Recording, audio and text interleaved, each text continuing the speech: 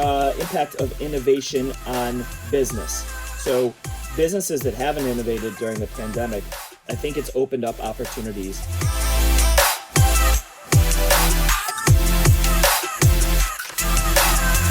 Hi, I'm John Timmerman, and live from New York, it's Saturday night. Oh wait, it's Tuesday morning. Hi, I'm Rob Schauger, and I like big donuts, and I cannot lie. And I'm Al Kutri, and I'm a hot mess express.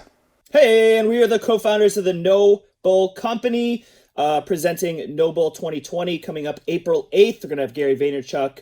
BHG is our naming sponsor. David Meltzer, AJ Vaynerchuk, Chuck, Shay Rowbottom. Awesome speakers. If you're into business, head to nobull2020.com.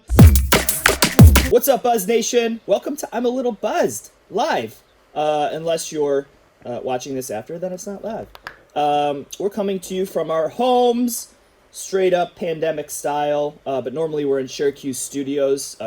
Syracuse is Syracuse's newest co-working space combining creativity, comfort, and community. Check them out at syracuse.com. Today's show, it's about how to be more noticeable in business specifically. Impact of innovation on business. So businesses that haven't innovated during the pandemic are probably in a tough spot. Because the world is against us all right now. So we're trying to shed some light, provide some examples on innovation. And by the way, innovation doesn't need to be if you're like a business owner or an entrepreneur. You can innovate as an employee. The size of the company might make that more challenging. But before we get into the topic, it's time to cheers to life, love, lots of laughter, and when people moo at a cow as if the cow suddenly thinks you're family now. Why do people do that? I don't know. I feel like I feel like they do the same thing. I feel like they do the same thing that like cats. All animals. All animals. Oh, hey, kitty, meow. Yeah, meow. Like all animals. And people go to the zoo and you'll hear them like making the sounds of a chimp, and I'm like, yeah, like or a goat. Perfect. Like this is not okay for people. This is not okay. It's so cute though. I'm gonna totally talk to animals when Trip is like able to talk. Absolutely. Actually, what am I saying? I already am. Yeah, you I'm do already, that. like reading books, and I'm like, oh, cow says moo. Moo. Yeah, Al and I are getting a little tired of that, though. You talking to us like we're chimpanzees. I know. We're getting. I'm so sorry, Coach. It just comes out. I don't mean it. John, I'm not a cow, John. I'm not a cow. I'm a human. Oh. I mean, hi, Al. I mean, hi.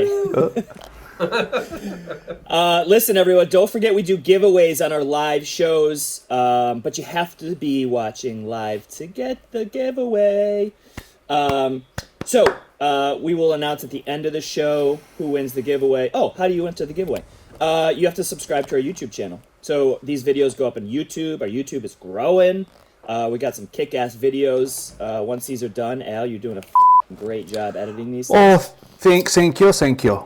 So go ahead and subscribe to our YouTube channel specifically, and we will announce the winner at the end of today's show. What do you win, do you ask? Oh, well, our first giveaway several weeks ago, or a couple months ago, I believe, was a pair of Jackson Jovi jeans. And it's jeans season, so we're giving away another pair of Jackson Jovi Genos. So Jackson Jovi's my wife and I's jean company, athletic denim company. Great fitting jeans. Hopefully the fellas can attest to that. They can. Yes. Oh, yeah. So we'll announce the winner at the end, and if you want to enter next show's giveaway, subscribe. Now it's the time to get into a little segment we like to call the Sippy Sip.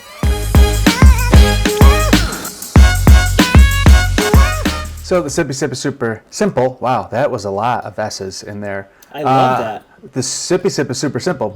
Say that 5 times fast. Do it again, one more time. The Sippy Sip is super simple. God, I've had a lot of coffee today. I make these words up like 2 seconds ago, and then boop, they come out of my head, and the guys respond, and whatever they say hopefully is funny and unfiltered. I got a quick idea. Yeah. For the live, because we always talk to each other.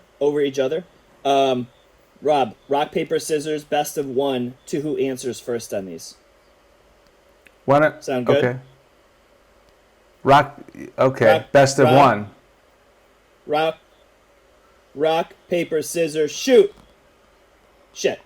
Ready? It was a tie. It was a tie. Okay. Ready? Rock, paper, scissors, shoot. Ha! All right. John wins. All right. So I'm gonna answer first. Rob, you go second. Turkey baster. Liquidy. Rob. Stumped Rob. Rob. Messy. Okay. Liquidy you're and you're clearly using it wrong. Remember, I got both these hands stuck up the turkey's backside? How do you use it with your elbows? You can't. This is a holiday edition, by the way. 2, guests walking barefoot in your house. Oh, they're gonna get dirt on their feet. Probably some baby drool. Oof. Christmas tree needles. Elastic waist pants. They have a time limit.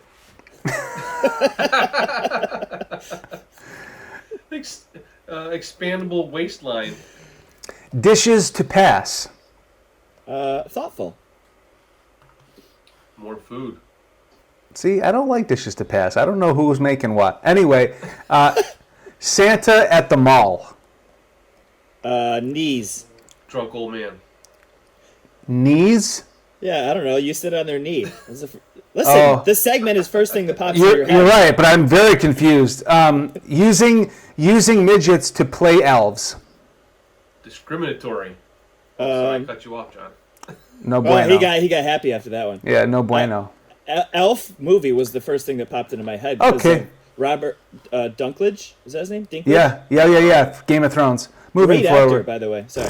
Yeah, award-winning actor. Unexpected guests.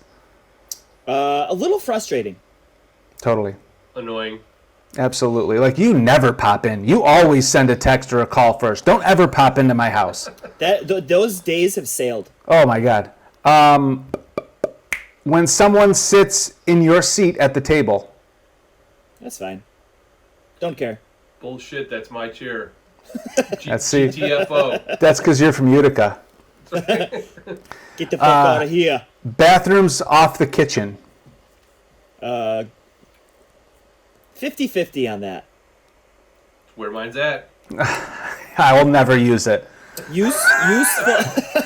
Listen, Wait, you'll it's never okay. use the kitchen, or you'll never use the bathroom? Well, I'll always use the kitchen. I'll never use the bathroom off the kitchen. Way too close for We've comfort. got a full supply of peace and quiet. It's fine. Oh, shoot. Okay. And the final number 10 in the Sippy Sip is holiday ham. I don't like it, unless it's on a sandwich with mustard. Spiraled. Don't understand that, but we're done. Underwhelming holiday edition. That was good. Underwhelming. So today's show, how do you innovate? How do you stand out from a crowd? And the impact of innovation on business. So we're in our second wave of COVID. I guess, I don't know if the wave ever went away, but it's here. And more businesses are struggling, right? And there's I forget the actual saying, and there's different renditions of this, but it's basically like when industries and economies are down, that's when the opportunities exist, right? The opportunities to invest in things, the opportunities to change the way you've been doing things, to evolve, innovate. Your back is up against the wall. You have lots of opportunities because everyone else is running around scared.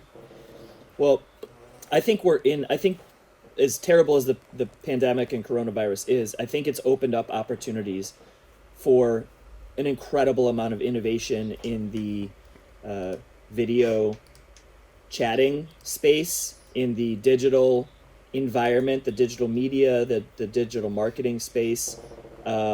It's opened up opportunities for innovation in the work from home space, like industry, right? Anything related to these, it's opening up opportunities for new companies to evolve out of, and some already are.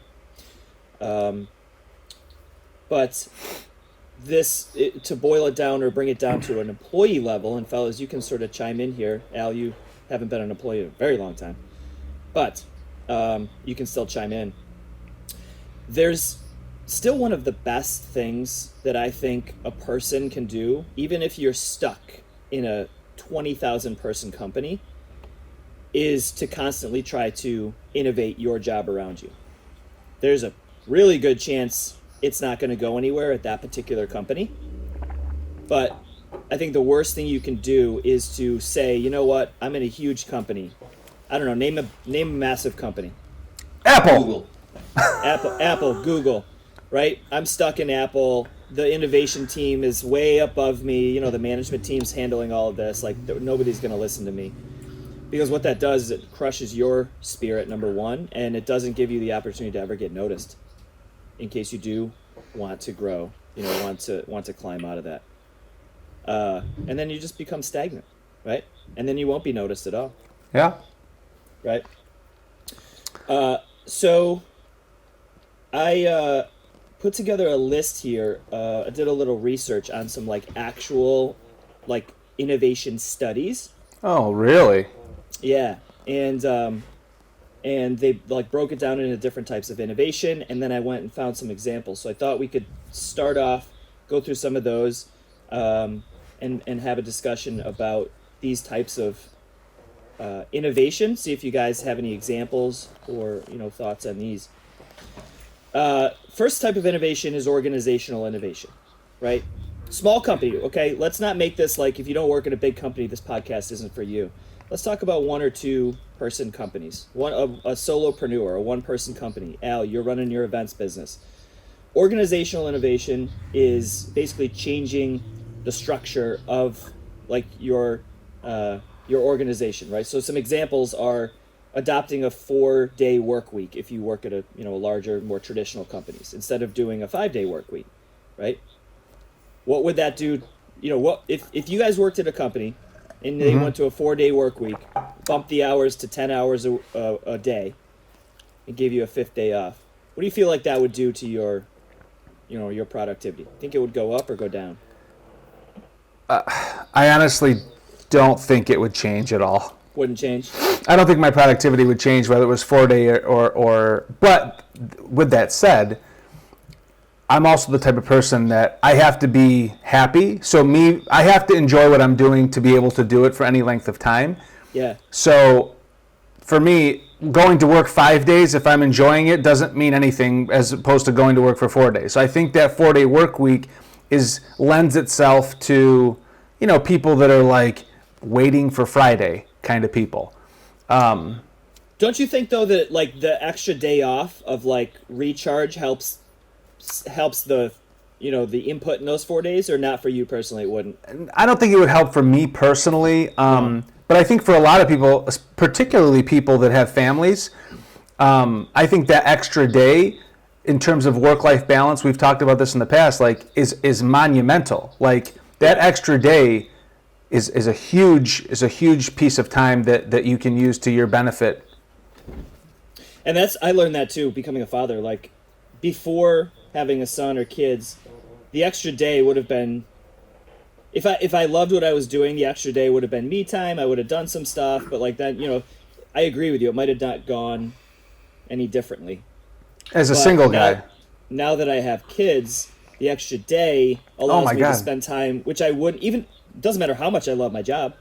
Unless my job is babysitting my child, then that's totally different. They're separate. And Yeah, I think it depends on the job that you're in. So if you are in a structured environment to where you're like, maybe you're answering phones, or you're like that time is not really relative to the role that you're playing. Mm-hmm. So if you're in sales or business development or things like that, and you need that 5th day to make things work, like again, depending on what kind of a business you're in, so maybe if you're selling cars, that, hey, you know what, you've got 2 extra hours in a day. I don't know. For me personally, like I've always worked 5, 6, 7 days a week. I've never worked an 8-hour day that I can remember. Because you're a hustler, baby. So I just want you to know. Yeah.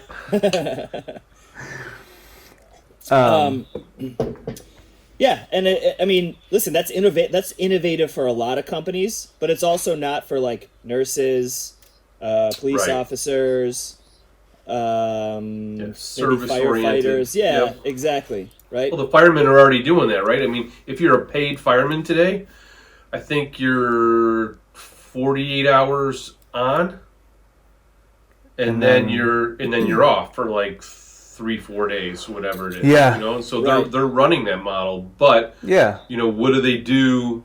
You know, in those days that they're on. They kill themselves. Like they Yeah. work so hard. I have a lot of nurse friends, and they do Yep. 12s. They go 4 days of 12s, Yep. and it's brutal. It's a I mean, lot. they need the 4 days or the 3 or 4 days off to recover from that. Yeah. Sure. Yep. Yeah.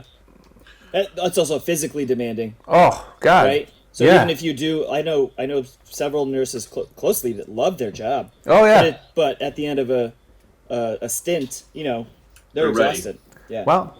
Yeah. So that's organizational innovation. So kind of working on the structure of how your business works. Then there's process innovation. So this is, okay, here's your structure, here's your organization, then there's process above that. So that's workflows. Some examples would be the first firms that were betting on software as a service back in like the 2000s, right? So actually using technology to start to make things faster. A more modern example might be companies that are adopting AI, artificial intelligence, to help their processes. So manufacturing companies that have software programs that help them, you know, produce their products a little bit faster, machine learning, design machine learning. You know what's crazy? This has been around for several years, but it hasn't really caught quite yet, but it's pretty close. Building websites, right? So building websites, when it first started, it was all custom coding. Ones and zeros, code. Then like WordPress came out, and some other builders came out where you could code easier, but it was a pre-built platform. Mm-hmm. Then Wix and Squarespace and those sites came out where it was drag and drop, super easy. Now there's companies that are coming out, some of them are live. They just haven't really caught yet. And you can literally like drag in pictures and start to type some text, and it will like build the rest of the website for you. Just like you just start a little bit, and then it's like dominoes, and it just does it. And then you go in and you kind of tweak here and there. Yeah. But that's a game changer. I mean, for a small industry, imagine that over every single industry, those types of things happening. Product innovation. This is the most popular, probably, is just an innovative product, like the Slap Chop or the Be Quiet. You take, although I'm not sure what the previous version of the Be Quiet would have been. Well, it's brand new to the market. There is no previous version. Oh, right. Yeah. It's just holding it and not going was the previous version. Yes. Going Abstinence outside's kind of quiet. from peeing. Yeah, That's so true. this is, just Pee- don't go. Peeing on something else might be a little quieter. Yeah, but that's Like peeing on a bed or that's uncouth. Hey, there's always depends. No, It's that's super frowned quiet. upon. Yes. Yeah, but there's diapers. That never really caught on unless you absolutely need it. no. This is about modern day elimination.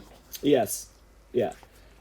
So some well-known examples or well-known companies and examples are Lego has been changing the materials of their famous bricks to Really? biodegradable oil-based plastic. So It's awful nice of them. your Legos go. Unfortunately, because who wants to throw out Legos? But if they do end up in a landfill somewhere, they will biodegrade. And does this new material hurt less when you step on it? Because Probably not. that's a nightmare. Yes. The first electrical vehicles introduced into the car market. That's also a product like Tesla. That's a product innovation. Yeah. So now another one, marketing innovation. Actually, before we go on, name an innovative product that you guys love. Do you have anything like in your lives that you're just like, I got one. I just looked at one. No, I love my WeatherTech mats. So I don't know how innovative you would call that, but the fact Right. that they are laser cut to Laser my vehicle, cut. Yeah. right, so that they fit. I don't get slop all over them as we're coming into the winter season. Went and got 2 Christmas trees this weekend and put them inside. I just pulled the WeatherTech rear mat out, shake it off, boom, done. And they're coming out with all sorts of cool things now. They're into the pet industry now. They've got the cup holder phone deal where you put the base of this unit into your cup holder and it now holds your phone up. I mean, wow. It's just injection molding, right? So I mean, they could make all sorts of things. They are going crazy right now with advertising too. I hear them all over the podcasts, like holiday season, winter season. When here in Upstate, you got salt. And, Gross. Yeah. Thankfully, my Toyota came with like their own like WeatherTech sort of version. Yeah. But yeah, great product. Al, you got anything? I mean, there's a million things I could think of, and this one that is not even recent, but like Keurig. Yeah. Like K-Cups. Game changer. Game freaking changer. Multi-billion-dollar. Unbelievable, those damn K-Cups. Yeah. You know what's crazy too? Like the patent. I assume there's a patent on like K-Cups, but then every other company like changes the shape and the like. Right. I've been seriously thinking about getting this Nespresso. Oh yeah. And theirs are like really shallow. Yeah. Yeah. But also all the same concept and very innovative. Mine's simple. Mine's just the Yetis, the blender bottles, like the shit that keeps your water cold and your coffee hot and your whatever your beverage is of choice. Right now we're getting buzzed off coffee. Hopefully it's in the morning. Rob, you're suspect though. Not don't sure judge me. There's nothing wrong with Bailey's in your coffee in the morning. Oh, you got a coffee. I was gonna say I can hear the jingle in your Yeti right now. Ice cubes. So products innovate every single day. Little tiny innovations are the key to growth. And I'll chime into that a little bit later, but we'll keep going here. So marketing innovation. What's up, Noble Nation? You all know that our conference is getting closer by the minute. On April 8th, 2021, we are holding Noble 2020 2.0 presented by Bankers Healthcare Group to teach you how to get more out of life and business. We've got an amazing lineup of speakers. Gary Vaynerchuk has built a conglomerate media company, $200 million ad agency, co-founder of Vayner Sports and a bunch of other crazy media companies. AJ Vaynerchuk, his brother, is the CEO of Vayner Sports, a new age sports agency. David Meltzer is the co-founder with Warren Moon of Sports One Marketing, a multi-$100 million sports agency. Constance Schwartz-Marini co-founded Smack Entertainment with Michael Strahan and Aaron Andrews. I mean, these are crazy successful people that are going to teach you how they've grown their businesses. And you can get a free ticket, $250 front section ticket. All you have to do is head to empathywines.com and order 12 bottles of delicious wine and use the code NOBLE2020 at checkout, and bam, you get a free ticket. So if you love wine, it's fall, we're headed into delicious red wine season. We got red, rosé, white wine. Order 12 bottles of your favorite wine. Use the code NOBLE2020 at checkout, and you will be sent a free ticket. empathywines.com, NOBLE2020 at checkout. We'll see you there.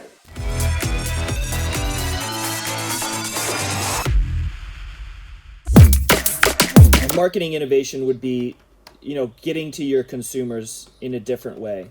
You guys know the Airbnb story where they were like broke. I've told it on here before. They were broke. They needed money, and they went to the Obama McCain rally. Yeah, and came out with cereal, Obama O's and Captain McCain's. Yeah. And whether you want to call that marketing for Airbnb or not, it was a marketing hack.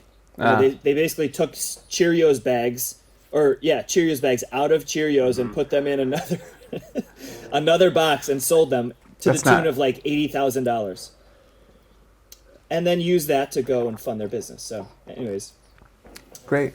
Experiential marketing, that's a big opportunity, to innovate, creating better experiences for your customers. Big one, eco innovation. We sort of just talked about it with Legos, but that's a big one right now. Yeah. I'm in the middle of with a couple of clients working on this because this is also a marketing innovation. If you can tell your customers that we're going green, that we're we're about to buy these blocks for a trip, these like little like stackable blocks, Yeah. and they come in a bag made out of corn, like a seal, like a shipper. Yeah. Like a thing you'd get in the mail. The bag is made out of like corn. And then you make Recycled corn? you make dinner with it after. You just put it in a pot and it pops like popcorn. Everybody wins. So I'd gone to looked at a company once where they did something similar. Actually, they made the product for Dell. So when you get your computer in a box and it's shipped to you, if you buy it direct from the manufacturer, it's got like the foam, where everything's kind of locked in really tight, right? Well, they were making a product out of mushroom compost. Hey. So they were making this for What Dell. happens if you take a bite out of that? Good question. So You could literally throw that thing outside on the lawn, and it would just melt and basically decompose. Just saw a comment from JC, great fan of ours on LinkedIn. Need new eco-friendly way to carry takeout foods, not disposables, but reusable. This is great. I feel like this is coming out real soon. So a lot of restaurants are starting to use the compostable takeout containers. Instead of using styrofoam or whatever the that's called, Yep. they use that compostable. But the reusable, JC, I don't know if that'll take off. We'll see. It's sort of like the reusable straws. It was hot, and they're still out there. But I don't know it's widely adopted, so it'll be interesting. when you say reusable, does it count that like when I get, let's say, Chinese food, I keep the container and reuse it? Is that what we're talking about here? We do the same thing. Absolutely. Like, they're great containers. Have you ever seen what Olive Garden delivers in? I mean, I could use those for a whole year after. The key here, though, and you what does have. reusable mean? Does it mean you bring it, like, do you bring it to the restaurant and they, like, scoop your food into it? That's way too far. That's way... That's what I was thinking. Like, I don't know. Hey, Cliff, I'm back. Can I get another... Can you just hit me up with this again? Thanks, pal. Just give me another scoop. Yeah. Refills. Man, that mac and cheese was great. Fill her up. However, JC, that is something that if people... I think a lot of people are doing more as the climate change and those types of things really hit with everybody. I think more. I know a lot of people that keep the containers. I'd say 50% of the people I know keep the containers, and then they'll use them for like leftovers if there's a Thanksgiving. You can send your food away. Yep. So Jake, what's Jake say? I had a food prep company that has a plant-based container that they recommend putting in compost. Oh, nice. Yeah. Very, very cool. That's a huge innovation, just the plant-based container, because you can make. I think it's corn. I think it's the corn stalks. They're making stuff out of that's like the foundations for buildings. Like it's replacing concrete blocks. Yeah. What is going on right now? Crazy durable stuff. That's gonna affect the real estate market, I think. Going back to Lego, look what Lego's done over the course of like, I don't know. I mean, how long is it? How long have they been around for? I don't know. Call it 100 years. It's at least 50. Yeah. Oh yeah. At least 50, right? So they innovated and went Round up. into the spectrum of the entertainment park business, right? Yeah. Legoland popping up all over the place, right? So they've converted. You get to build this thing as a kid, and now you get to go see things that are being built with that, and it's a generational thing, right? I think that. So John, Tripp is of an age where he's going to start to come into that. You use them as a kid. You're both going to sit down and build something together, and now you get to take Tripp to Legoland and go see these things that are like bigger than you could ever think of, because we couldn't freaking afford to build any of that shit that size with the price of Legos. But like, they completely innovated with that. to take it even further, the Lego movies, right? So they've licensed that out, and that's something that, like, video games. I'll watch Lego movies by myself. I don't need Trip to do that. Like, have you seen them? They're hilarious. Yeah, I've never seen them. The Batman ones, and they're funny. They're funny for adults. Like, they script write that to be hilarious. Right, with some adult humor in there. Adult humor, yeah. Yep. So great brand. They've got the video game lineup with that too. I mean, they've spun off, multiple times. Yeah, great example of constant innovation. And then, so one more segment here, and then we can break it off a little bit, is market and industry innovation, right? So this is sort of a general, but the examples here are all the biggest new companies that you know today, right? So social media companies innovated the communication industry.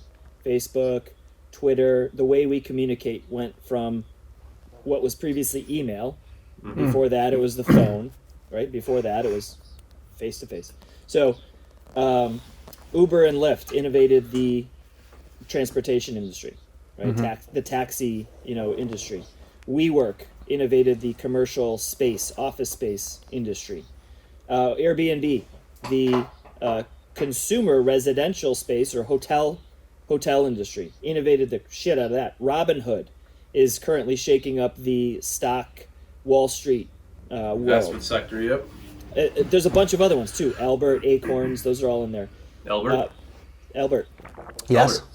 Yes. PayPal, that one happened a decade ago, but the payments industry, the payment processing industry. Venmo, Cash App, the way we exchange money. So paper cash going away a little bit more. Venmo, Cash App going up a little bit more. Love it. Shopify innovated the website industry, similar to what I was talking about earlier, but specifically for allowing, you could start selling frickin' anything. Saxophones tonight on lacrosse a Shopify balls. store. You can Anything. sell lacrosse balls right next to saxophones. Package deal.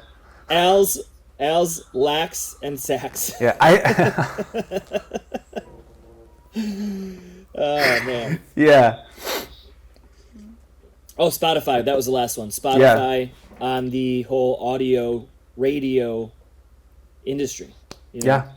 So these are all massive industry shifts that started from one single idea. Mm-hmm. What are some smaller ones that you think of, like local, something you guys have seen in your neck of the woods?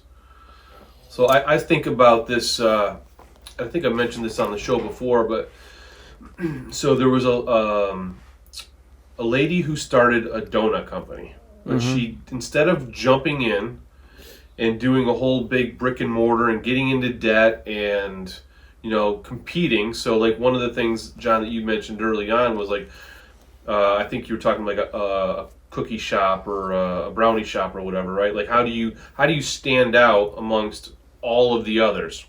Yeah. So I have two examples here. So one is this donut thing. So she did pop-up stands.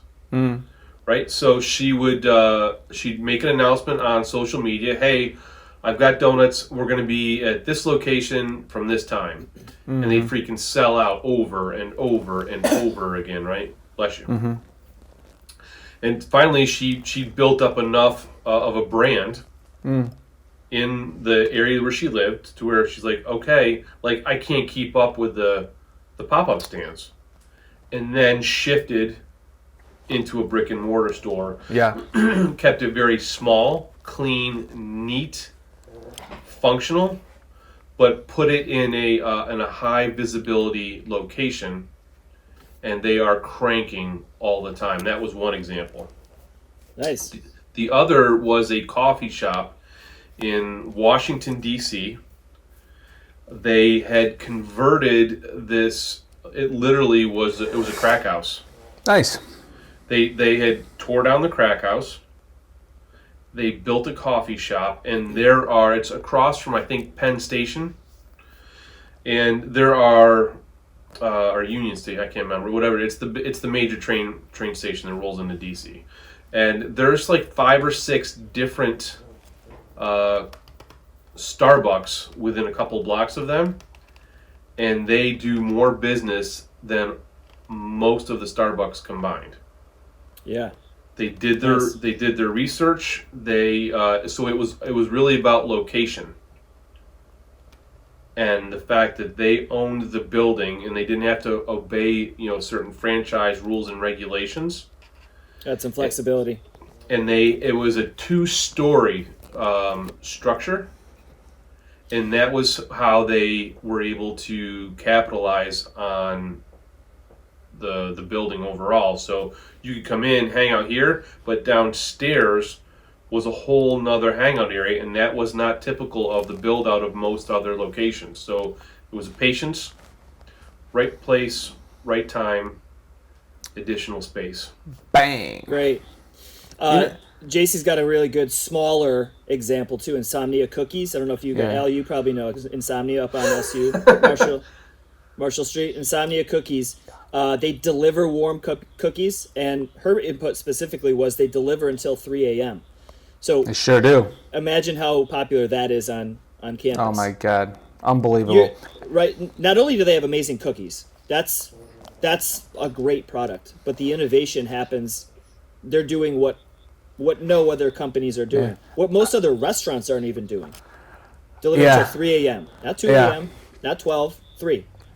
Yeah. Yeah. For all the frickin' nut jobs like me up until 3 a.m. You could have those with your night milk and you'd be good to go. Okay, first of all, it's called Moon Milk. I run on Moon Milk and Insomnia Cookies.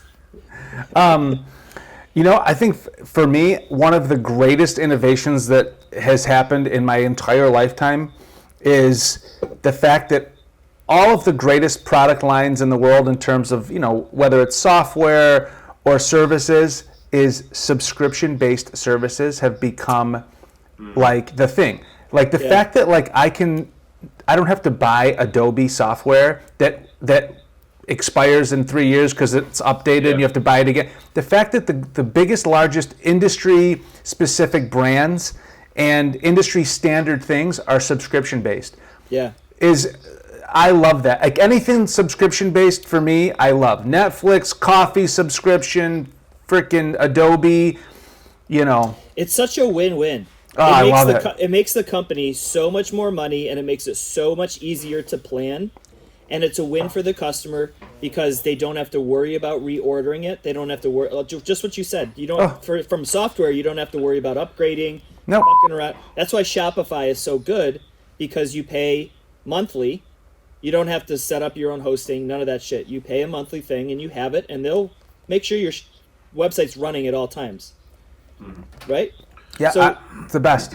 so even to the product subscription, you mentioned coffee. Oh, So like Amazon Subscribe and Save, right? You can pack things into your Subscribe and Save that you use every single month at a high quantity, and it turns over toilet paper, coffee. Dollar Shave Club, bro. Wait, you can subscribe to get toilet paper delivered? Dude, Rob, Where have I been? I don't know. Were they here during the beginning of the pandemic? That subscription might have been paused for a little while. They were like, "Whoa, shut down." Done. Honey, where's my subscribe button for toilet paper? Yeah, I love it. But, you can't beat it. Yeah. I want all the things to come to my door without me thinking. Stemming off of that too is the subscription box, that's like a new industry. Right? I don't know if that's an innovation, but the Dollar Shave Clubs, the trunk clubs, the Stitch Fixes, that whole industry. Gary Vaynerchuk's an investor in one of them. The BarkBox, I think, is the pet one. Okay. Maybe he's not that one. There's a women. There's like tons of different subscription box services specifically. So that's a really crazy, probably $1 billion industry. Well, it definitely is, because I think Stitch Fix is a $1 billion company by itself. But anyways, innovation. We've talked about a lot of bigger examples about the Ubers and the Airbnbs and things like that all innovated to create these massive, $1 billion companies. But Rob, as you said, small innovation is what moves the needle. looking for $1 million idea is probably going to lead to some letdown if that's what you're expecting from innovation. Sure. Small changes, and remember, this isn't focused just around product. Remember the things that I categorize: organizational, process, marketing. These are all areas that you can innovate your ideas. Here's my last little tidbit of the show is one of the greatest types of innovation that we've seen in business is the acceptance of empathy and personality and thoughtfulness and kindness and vulnerability in business in like the corporate environment and culture.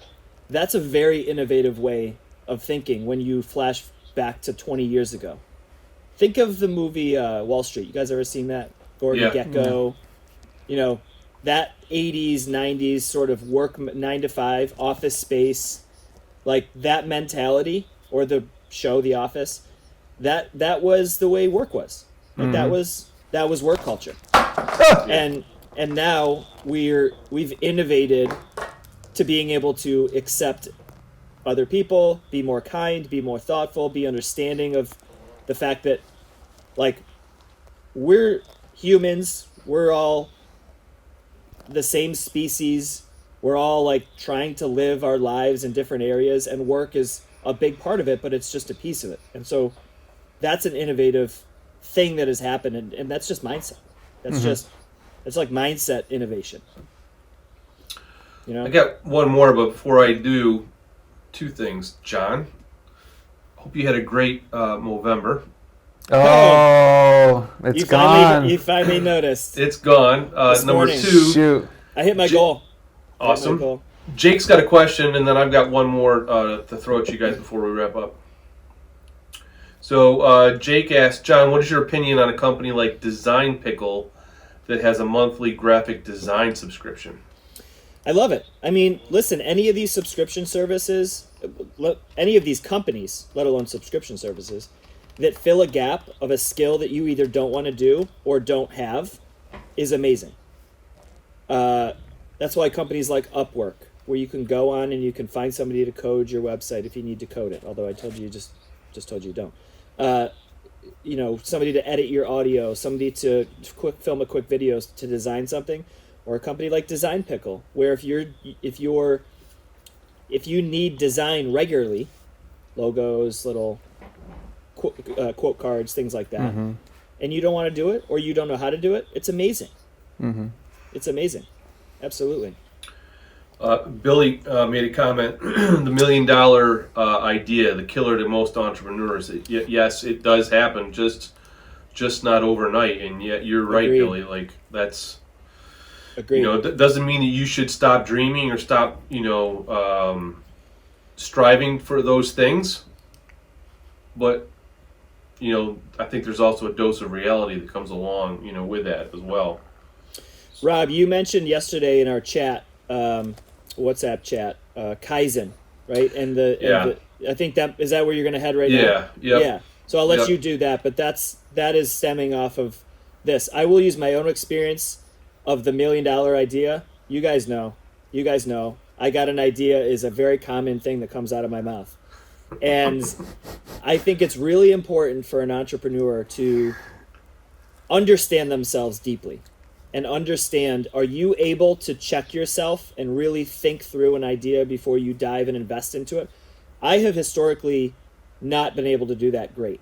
And so what has helped me is you two, my wife, other people sort of challenging me. I might not even listen to it at the beginning because I'm so like, this is an amazing idea. But even having that doubt, or somebody saying like, well, you sure? Like, here's why that might not be a good idea, and I might press through. But like having somebody around that you can bounce ideas off of, to Billy's point, is a good idea, so that you don't invest time and then quite often a lot of money in something that maybe you should research a little bit more. Because you're right, Billy, it's a killer. It's a killer, a silent killer.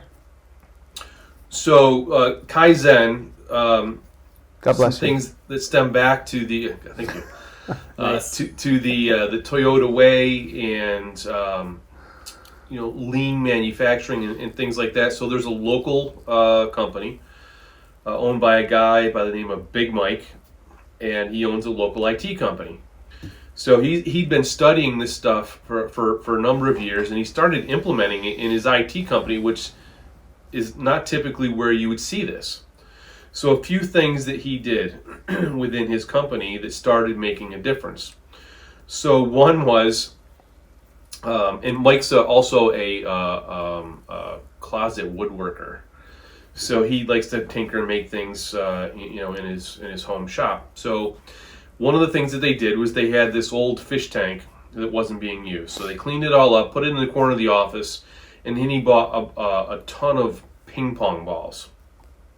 Right, so everybody got like 4 or 5 ping pong balls, and then he made these wooden racks to put on everybody's desk, which the desk that he made to increase their daily operational efficiency. And you would write down a thing that you wanted to change to make better in the organization, and you'd write it down on the ping pong ball. And once you did it, you threw the ping pong ball into the fish tank. And you got to see that the balls go rising up and up and up and up as they made changes and increased the operational efficiency within the company. And ultimately that has an end result to where it's making a great impact in the client and the customer service. They got rid of all of their desks, cleaned out all clutter, made stand-up desks, had drawers in them with Kaizen foam, which is fantastic if you've not ever seen that. It can take your cluttered toolbox. It's the modern day version of your grandfather's pegboard in the shop or the garage, where you'd hang all your tools on and then you outline it or whatever, so you knew. You cut the foam because you outline your foam using the tools. And now that each drawer has its own place within the foam. For the tool, right? So they did that in their office. For like a pen or a phone or whatever you stapler, anything that you can imagine. They also took a step where they eliminated waste. So as the computer stuff comes into their location, they took everything out. It goes into these heavy-duty canvas bags. Those bags get delivered to the customer for an install. So what they do with the trash is that all gets cleaned up at their location. So you, the customer, are not paying for the labor time for them to unpackage and do everything. Nice. And there's no mess in your location. Well, the foam pieces all those little tiny like styrofoam things that are flying all over the place that you can't possibly clean up. And they've had innovation after innovation after innovation utilizing Kaizen and just making concept, small for sure. daily improvements. That's it. Small. That's the key, Rob. All right, everybody. We're going to end the show here. We got a jet. Don't forget, we announce our giveaway of our YouTube subscriber giveaway every live show.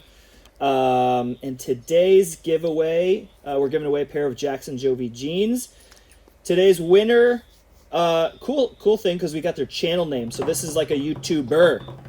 The channel name is Being Boundless, and her name is Laura Christine. So Laura Christine, congratulations! You won yourself a pair of Jackson Jovi jeans. And for all of you out there, go check out Being Boundless on YouTube. Laura, all you have to do is email buzzed@nobullcompany.com. That's buzzed@nobullcompany.com, and we'll hook you up with a pair of jeans. For everyone else out there, thank you so much for engaging. If you're watching live, if you're watching this in the future, don't forget to subscribe to our YouTube channel. As always, we are super appreciative for you tuning in wherever you are listening or watching this, and we'll see you next time. Cheers, everybody. Cheers. I forgot to cheers. Cheers to everyone. Life and business. I'm May empty you prosper again. in both.